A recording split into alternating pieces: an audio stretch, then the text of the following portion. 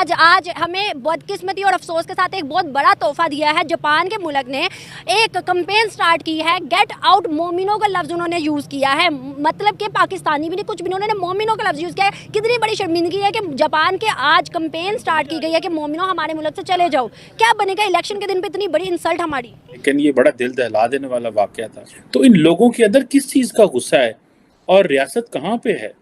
Sir देखें, ये पहली बार नहीं हुआ है, इससे पहले भी आप खुद जानते हैं कि ये सब कुछ होता रहा है। और 100 में से 90% लोग जो है पाकिस्तान के हैं। तो सबसे पहले ये पटका मारा बेकारिस्तान को कि भाई सबसे पहले तो अपने बेकारियों को निकालो यहाँ से। एक अलार्मिंग सिचुएशन है। मैं तो इसके ऊपर यही कह सकता हूँ कि दार वाले लोगों को इसके ऊपर गौर व फिक्र करना पड़ेगा, अपने स्टेटस को, अपने पीपल लोगों के सोशल स्टेटस को, उनके जो है इकोनॉमिक स्टेटस को बेहतर करना पड़ेगा, ताकि हम खुद लोगों की इज्जत करेंगे तो हमारी इज्जत बाहर होगी। आला अदालत ने मुसलमान खवातीन को हेड स्कार्फ पहनने से रोकने के फैसले का दिफा करते हुए कहा है कि कंपनियां अपने मुलाजमीन को काम की जगह पर ज़ाहिरी अलामत के तौर पर किसी भी मजहबी, सियासी या नजरियाती अलामत के इस्तेमाल से रोक सकती हैं। हमें इससे सीखना चाहिए, हमें इससे सीखना चाहिए। हमारी गवर्नमेंटों को, हमारे जो डिसीजन करने वाले हैं, आज भी you can still take a step. आज भी कोशिश करें कि बच्चों को, अनफॉर्चुनेटली हो क्या रहा है चीमा साहब, हिंदुस्तान के लिए जापान, सऊदी, दुबई ऐसे मुल्कों ने क्यों नहीं कहा get out Indians, get out Indians, या गेट आउट इंडियन मुस्लिम, या गेट आउट इंडियन हिंदूज, क्यों नहीं कहा कभी? Clubs and Pakistanis are not allowed in club. वहाँ पे साफ साफ लिखा हुआ है क्यों अलाउ नहीं है। तो इसलिए अलाउ नहीं है कि वो रूल्स फॉलो नहीं करते, उन्हें कुछ मिसबिहेव हो सकता है किया हो। जैसे उसके बाद क्लोथ्स वाला एक इंसिडेंट उन्होंने किया कि हम जब जाते हैं तो वो ऐसे झाड़ना शुरू कर देते हैं कपड़ों को। जय हिंद दोस्तों, अभी तक जापान को बहुत साफ सुथरा देश माना जाता था। वहाँ पे भिखारियों वगैरह की संख्या कम होती थी, लेकिन अब जापान में गंदगी और भिखारियों की संख्या बढ़ती जा रही है। आप लोगों को पता है क्यों? अब मैं आपको एक फैक्ट बताता हूँ। 2009 में जापान में 87,000 मुस्लिम थे। करंट टाइम पे बताया जा रहा है कि 3 लाख टच कर रहे हैं। तो आप लोग समझ सकते हैं कितनी गुना रेड इस्लामिस्ट लोगों की संख्या जापान में बढ़ी है।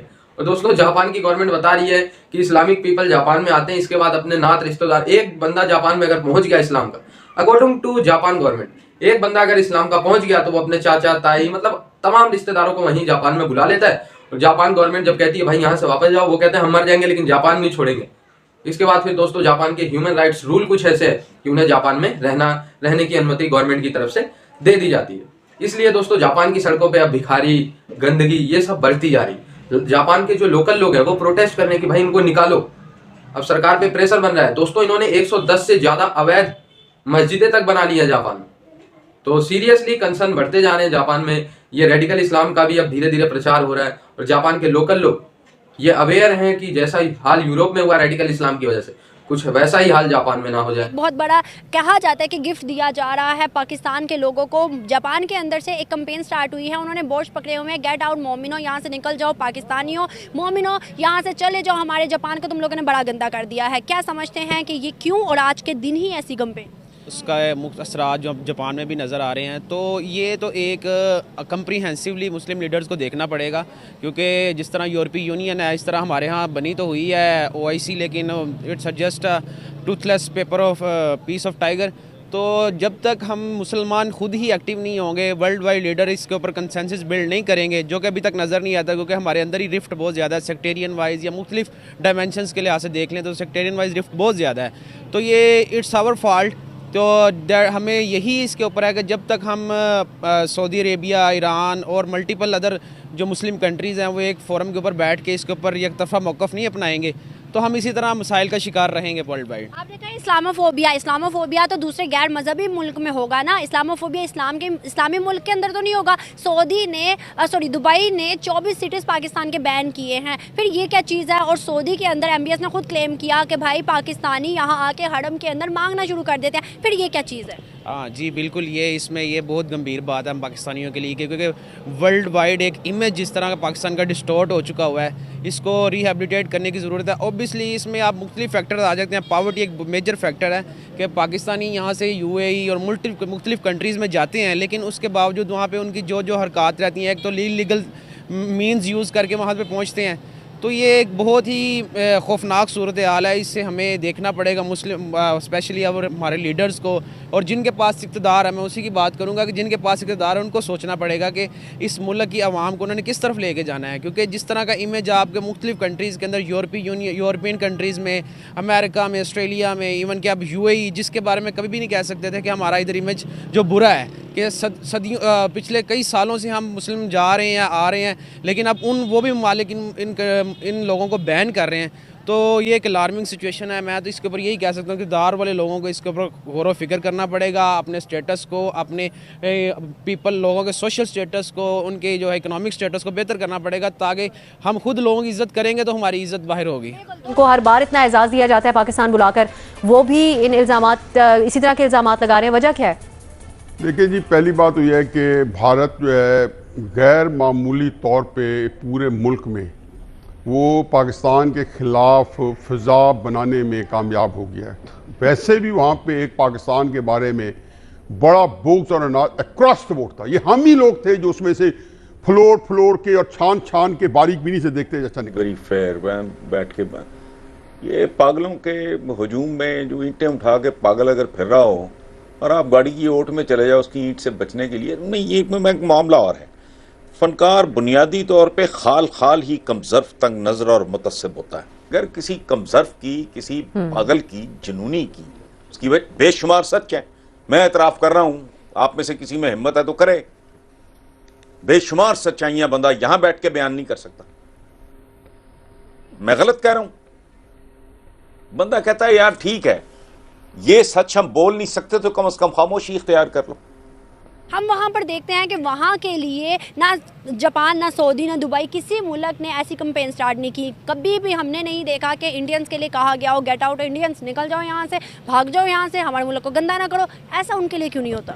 इंडिया का देखें, इंडिया का स्टेटस बहुत बदल चुका हुआ है। ये पाकिस्तान को लोगों को भी रियलाइज़ कर लेना चाहिए कि अब इंडिया का जो वर्ल्ड वाइड इकनॉमिक स्टेटस है, उनका जो स्टेटस मुख्तलिफ फोरम्स के ऊपर UNO के अंदर है, वो एक डिफरेंट कंट्री बन चुका हुआ है। ठीक है, अब हम अपना कंपैरिजन उनके साथ करते हैं तो ये बचगाना बात है। इसके ऊपर हम ज़्यादा गौर फिक्र करने की ज़रूरत नहीं, हमें अपने ऊपर गौर फिक्र करने की ज़्यादा ज़रूरत है। जब उनके हालात इतने अच्छे नहीं थे, हमारे बकौल तब भी नॉर्मल थे, लेकिन हम उनसे ऊपर थे 1960s में, तब भी ऐसा हालात नहीं आए कि दूसरे ममालिक ने कहा हो कि निकलो इंडियंस यहाँ से, तुम लोग गंदगी फैला रहे हो, तुम लोग यहाँ ये कर रहे हो। हाँ बिल्कुल, उस सूरत में तो ये हमारी फॉरेन पॉलिसी का बिल्कुल फॉल्ट है ना। हमारी जो फॉरेन ऑफिस है उसका मेजर फॉल्ट है कि उन्होंने अपना जो इमेज मेंटेन करना है, क्योंकि ये तो हमारी जो है फॉरेन जिसे हम कहते हैं डिप्लोमेसी, उसमें हमारी तरफ से वीक पॉइंट है। क्योंकि जब भी हमारे सिटीज़न को किसी भी मुल्क के अंदर इस तरह के प्रॉब्लम फेस करने पड़ते हैं तो ये हमारी डिप्लोमेसी होती है, जिसमें हम इस टाइम जो अमेरिकन ब्लॉक का पार्ट बने हुए हैं सिंस इंडिपेंडेंस, तो हमें उस फॉरेन पॉलिसी के ज़रिए इस चीज़ को सॉर्ट आउट करना पड़ेगा। क्योंकि इंडिया की फॉरेन पॉलिसी पाकिस्तान की निस्बत हमेशा बेहतर रही है। क्योंकि आप देखें कि वो अभी भी जो मेजर अलाइज हैं वर्ल्ड वाइड, वो दोनों के साथ है, रशियन के साथ भी उनकी अच्छी है, अमेरिकन के साथ भी, और ओवरऑल उनके जो ताल्लुकात हैं बहुत बेहतर हैं। तो जिसकी वजह से उनके सिटीज़न की भी वो रिस्पेक्ट है। तो हमारे यहाँ तो अब हमारा वैसे डाउनफॉल है, तो ये मसाइल और शिद्दत इख्तियार कर रहे हैं। हम अभी बहुत पीछे हैं। हमारा जो माइंड सेट है, बेसिकली जो हमारे यहाँ पब्लिक का माइंड सेट है, एक हुक्मरान का माइंड सेट है, वो एक अभी पीछे चल रहा है। वो इस चीज़ से आगे निकल चुके हुए हैं। ठीक है, अभी तक हमारे मसाइल वही हैं जो जिस दिन हम पाकिस्तान बना था जो थे, और हम अभी भी उन्हीं के ऊपर बात कर रहे हैं। ठीक है, तो वो इन मामला से बहुत आगे निकल चुका है। वैसे भी उनका जो एक प्योर डेमोक्रेटिक कंट्री है, हमारा डेमोक्रेटिक कंट्री है ही नहीं, जो हमें मानना पड़ेगा। तो यूँ जब एक सिस्टम ही हमने अडॉप्ट नहीं किया तो हमारा विजन वो हो ही नहीं सकता जो उनका विजन है। तो यहाँ आपको लगता है कि अभी आने वाले इक़्तिदार में जो भी बंदा है उसको पड़ोसियों के साथ कितनी ज़रूरत है अच्छे ताल्लुकात और ट्रेड की? तो दोस्तों आप लोग देख सकते हैं किस तरीके से पाकिस्तानियों की कहीं पे वैल्यू नहीं है। और दोस्तों सॉरी टू से कुछ लोगों को, कुछ मुस्लिम भाइयों को बुरा लगेगा, लेकिन पाकिस्तानी, बांग्लादेशी और भारत के कुछ मुस्लिमों की वजह से, मैं सबको नहीं कह रहा, लेकिन कुछ मुस्लिमों की वजह से आज पूरी दुनिया में इस्लाम का बायकॉट किया जा रहा है। बड़े बड़े देशों से, सक्सेसफुल देशों से या फिर डेवलप्ड देशों से आज मुस्लिमों का बायकॉट करा जा रहा है। मैं ये नहीं कह रहा पूरी मुस्लिम कम्युनिटी खराब है, नहीं, बहुत कम लोग खराब है, लेकिन जो खराब है वो हर जगह जाके मुस्लिमों को बदनाम कर रहे हैं। दोस्तों सऊदी अरेबिया के मुस्लिम आप लोगों को कहीं गंदगी फैलाते हुए नहीं दिखेंगे, UAE के मुस्लिम भाई कहीं आप लोगों को गंदगी फैलाते हुए नहीं दिखेंगे, लेकिन समहाउ बांग्लादेश, पाकिस्तानी और भारत के कुछ मुस्लिम दुनिया में जाके ऐसी एक्टिविटीज करते हैं जिसकी वजह से जापान जैसे डेवलप्ड देशों में भी अब रिलीजन की वजह से, इस्लामोफोबिया की वजह से इस्लाम को वहां से हटाने का बाकायदा जापान के लोकल लोगों द्वारा एक मुहिम चलाई जा रही है। इस समय जापान का सोशल मीडिया बार बार ये फैक्ट शेयर कर रहा है कि मुस्लिमों की संख्या बहुत तेजी से बढ़ती जा रही है, जो कि जापान के लोकल लोगों के लिए खतरा है। दोस्तों, जापानी बहुत सीधे साधे स्वभाव के होते हैं, साफ सफाई में विश्वास रखते हैं, भीख मांगना, चोरी डकैती करना, इन सब में वो भरोसा नहीं रखते बिल्कुल, क्योंकि उनकी ग्रोइंग ही कुछ इस तरीके से हो रहा है। उनके समाज में इतना पॉपुलेशन भी नहीं है कि वो चोरी डकैती करे। लेकिन दोस्तों, ये पाकिस्तानी और पाकिस्तानी टाइप के रेडिकल इस्लामिस्ट जहाँ पे पहुंच जाते हैं, सबसे पहले तो वहाँ जनसंख्या बढ़ती है, इसके बाद वो पढ़ने में यकीन नहीं रखते, वो चोरी डकैती भीख मांगने पे भरोसा रखते हैं। इसलिए आप जापान के शहरों में भी भीख मांगने वाले किसके नाम पे भीख मांगते हैं वो आप लोगों को पता है, वो ऐसे लोग पाए जा रहे हैं। जापानी गवर्नमेंट कह रही है भाई ये इतनी तेजी से और इस्लामिक लोग ही भीख मांग रहे हैं जापान में। ये फैक्ट आप लोग उठा के चेक कर सकते हैं, जापान गवर्नमेंट की ऑफिशियल वेबसाइट पे आप लोगों को ये भी पता चलेगा कि जापान में कितने भिखारी हैं और उनका रिलीजन क्या है। तो वो सब फैक्ट आपके सामने होंगे। आई होप ये वीडियो आपको अच्छा लगा, जुड़े रहे ऐसी वीडियोस के लिए। तब तक के लिए